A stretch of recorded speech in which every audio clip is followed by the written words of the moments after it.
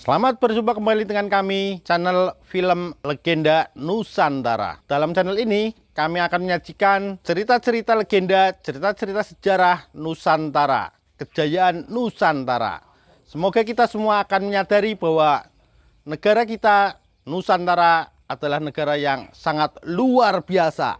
Salam NKRI. Kidung Senja di Mataram bagian 85. Aku tidak tahu, dia Jeng. Mudah-mudahan saja Bargowo menyerah dengan baik-baik dan tidak ada teman-temannya yang ikut-ikutan melawan sehingga terjadi pertempuran, hening sampai lama. Mereka hanya duduk di atas batu dan Suminten termenung, gelisah. Kemudian, ia berkata, "Kakang Mas Santiko, marilah kita kembali ke sana untuk melihat apa yang terjadi. Aku yang akan membujuk suamiku agar tidak melawan dan menyerah saja, sebaiknya kita tunggu di sini saja, dia Jeng. Jaraknya sudah terlalu jauh dan kalau kita ke sana pun tidak ada gunanya, tentu sekarang semuanya telah selesai. Rombongan itu akan lewat sini."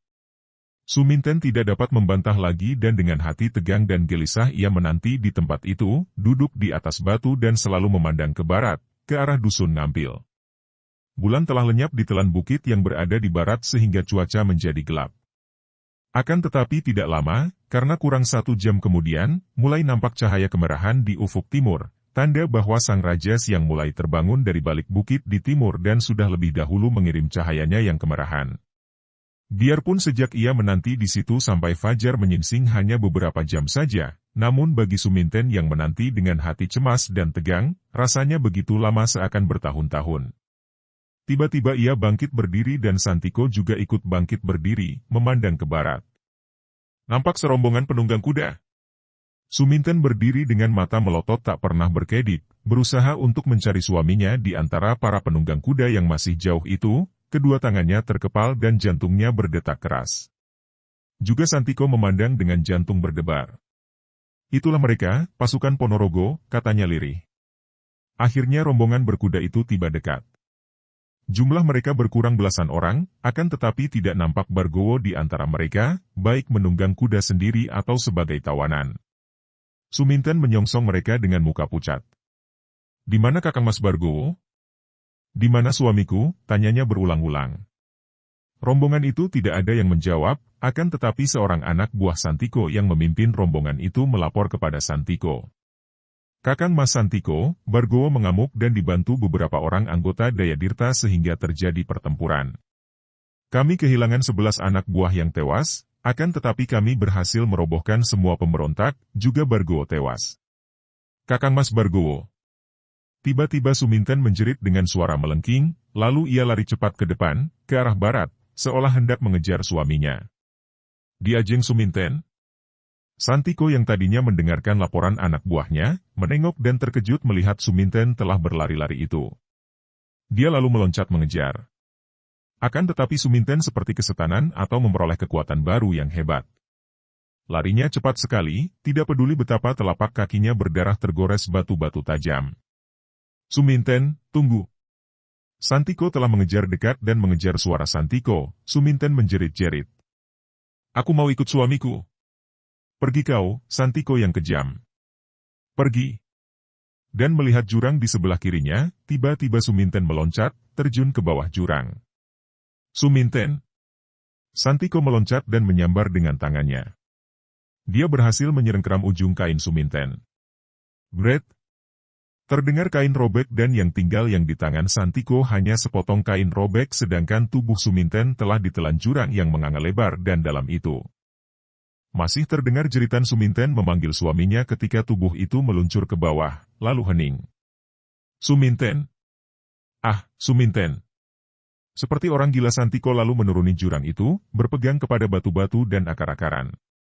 Para anak buahnya menjenguk dari atas jurang, tidak dapat berbuat apa-apa kecuali menonton dengan hati tegang. Dengan ilmu kepandaiannya, Santio terus menuruni jurang itu sampai tiba di bawah.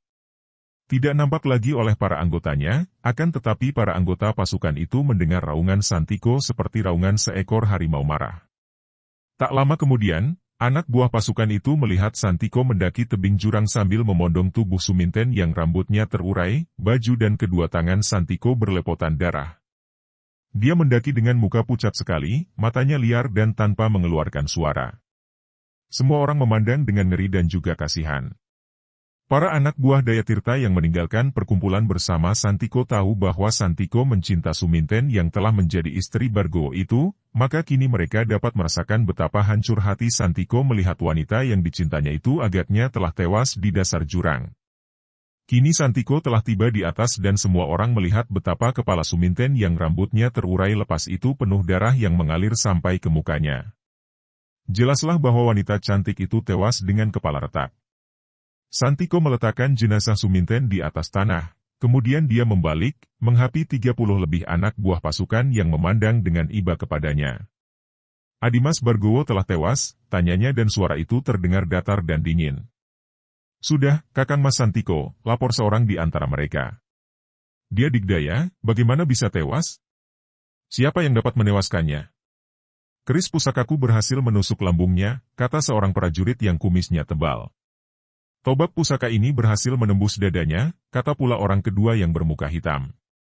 Tiba-tiba Santiko mengeluarkan teriakan aneh dan menyeramkan, tubuhnya bergerak cepat dan tiba-tiba saja dia menubruk ke depan, kedua tangannya sudah menangkap dan mengangkat tubuh dua orang yang mengaku telah membunuh Bargowo, dan sekali banting, terdengar suara keras dan kepala kedua orang itu pecah terbentur pada batu yang tadi diduduki Suminten. Tentu saja suasana menjadi gempar. Apalagi ketika Santiko mulai mengamuk, menyerang orang-orang terdekat. Biarpun Santiko menjadi pemimpin mereka, akan tetapi dia baru saja diangkat menjadi perwira dan karena sekarang pria tinggi besar itu agaknya telah menjadi gila dan menyerang anak buahnya sendiri, tentu saja mereka tidak mau mati konyol dan segera menggunakan senjata untuk membela diri dan mengeroyok Santiko. Santiko tidak gila, akan tetapi kekecewaan, penyesalan dan kemarahan memang membuat dia seperti orang gila. Dia sampai tega mengkhianati adik kandungnya sendiri demi Suminten, karena ingin sekali memiliki wanita yang membuatnya tergila-gila itu. Akan tetapi, ketika Suminten membunuh diri, timbul penyesalannya, teringat dia akan adiknya yang sejak kecil diasuh dan disayangnya, dan semua itu ditambah dengan kedukaan karena melihat Suminten membunuh diri di depan matanya tanpa dia mampu mencegahnya. Maka, dia pun menumpahkan kemarahannya kepada rombongan pasukan dari Ponorogo itu. Merekalah yang telah membunuh Bargowo, dan mereka pula yang menyebabkan Suminten membunuh diri. Kalau mereka tidak tergesa memberitakan tentang kematian Bargowo, belum tentu Suminten nekat membunuh diri. Pula, di situ memang hanya ada mereka yang dapat menjadi tempat penumpahan kemarahannya. Santiko mengamuk. Dia sudah mencabut kerisnya dan dikeroyok oleh 37 orang yang semuanya bersenjata. Bagaikan seekor banteng terluka, Santiko menubruk sana-sini, menangkis senjata tajam dan runcing dengan lengan kiri dan menghujankan kerisnya kepada siapa saja yang terdekat. Perkelahian mati-matian itu berlangsung tidak terlalu lama karena memang berat sebelah, akan tetapi dengan kerisnya. Santiko telah dapat merobohkan 7 orang pengeroyok sebelum dia sendiri roboh dengan perut ditembusi tombak. Dia masih berusaha untuk bangkit, akan tetapi puluhan batang senjata menghantamnya dari sekelilingnya dan dia pun tewas dengan tubuh hancur. Para anak buah pasukan itu tentu saja menjadi marah bukan main melihat betapa banyak kawan mereka tewas oleh komandan mereka sendiri, maka mereka melampiaskan kemarahan dan kebencian kepada mayat Santiko sehingga tubuh itu penuh dengan luka. Santiko seperti telah menjadi gila karena duka. Tadinya hatinya sudah merasa berat dan sedih karena dia terpaksa harus menegakkan adiknya, Bargowo, dikeroyok dan dibunuh para prajurit Ponorogo karena dia ingin memiliki Suminten yang dicintanya. Kemudian, tanpa disangkanya sama sekali, Suminten yang sudah berada di tangannya itu terlepas, bahkan membunuh diri terjun ke dalam jurang. Kesedihannya bertambah dan dia merasa hatinya hancur lebur.